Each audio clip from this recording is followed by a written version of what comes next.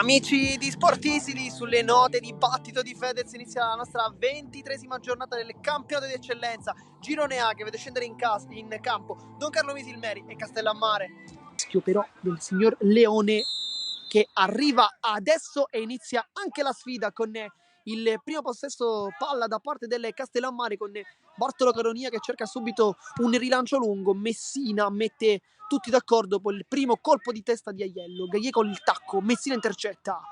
A palla in verticale a cercare lo scatto di Gagliè che può rientrare contro Cagliozzo, cerca invece il traversone, palla che attraversa tutta l'aria e poi forse tocca con il braccio ed è così, calcio di rigore.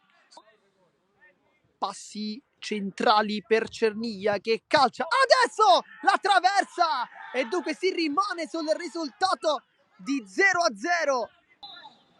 Sarà calcio di punizione, battuta dentro, colpo di testa, poi la sforbiciata tentata, a testa ancora a rimettere dentro e Cagliozzo devia verso la porta, ma era anche in posizione di fuorigioco. Di Salvo vuole battere immediatamente, sa che lì davanti può contare su Gagliè che infatti lavora questo pallone, ma Milana è molto bravo a non concedergli spazio in metri.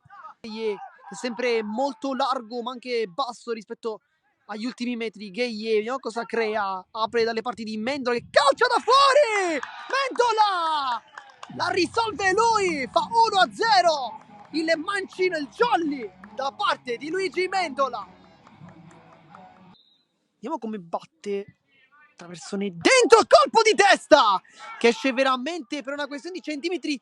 Dovrebbe essere stato Bartolomeo Caronia con offensivo ma anche con buone doti difensive. Intanto Gagliè prova una sforbiciata palla che si impenna.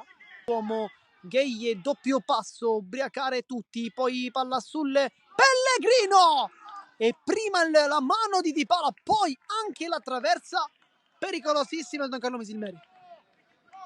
Crossa dentro a rimorchio, Aiello calcia con l'interno, poi conclusione di potenza, deviazione di testa ancora, un flipper dentro l'area di rigore con il tiro tentato da Manfred che non era male, anzi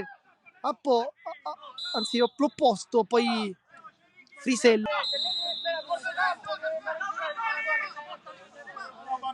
Tarantino, cross dentro, lontana Aiello, poi dal limite della rigore Ba prova questa conclusione, ancora Ba, piazza, buona qui la sua conclusione da fuori e Di Salvo blocca, buona idea quella di Piazza, forse non eccezionale il tiro però Gagliè sulla velocità e anche cosa fa? Gagliè va giù, nel frattempo compagno poi Manfred si gira, va giù e questa volta è rigore nettissimo. Manfred ha fatto una giocata superlativa con il tacco, si è girato in una maniera che bisogna vedere e rivedere e poi ancora vedere e rivedere.